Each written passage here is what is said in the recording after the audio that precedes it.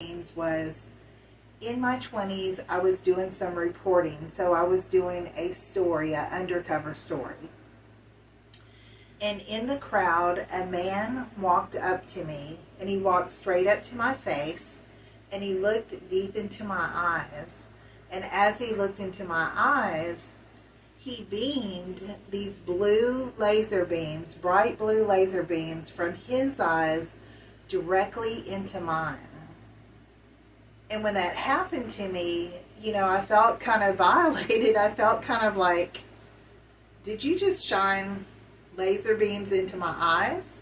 But I couldn't say that because I thought, oh my gosh, if I confront this person and say, did you just beam something into my eyes?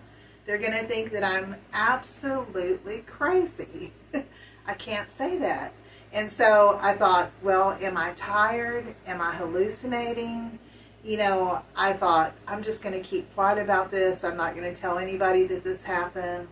So years passed, and remember the first time, I never spoke about it, never said anything about it. In fact, I was sure that it happened, but then at the same time, I tried to tell myself that it was probably just me being tired.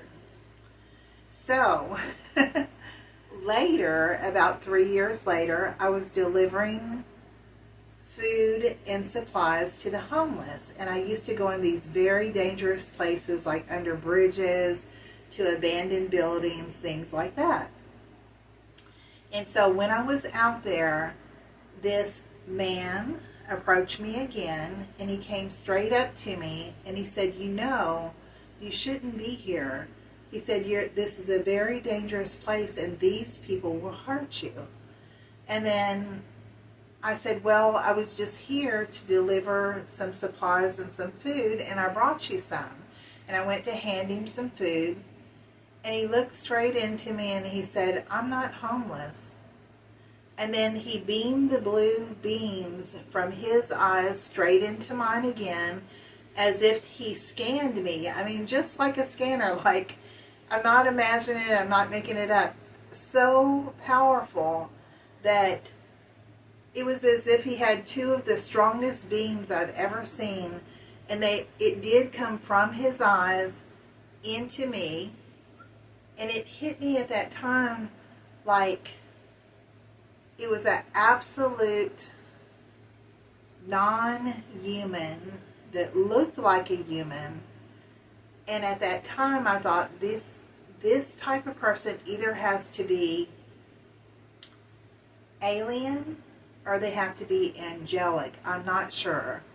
But these beings seem to show up in my life at times that I'm not expecting it, but they do show up to let me know that they are either guarding me, or I just encounter them because I have these abilities to see those things that other people don't.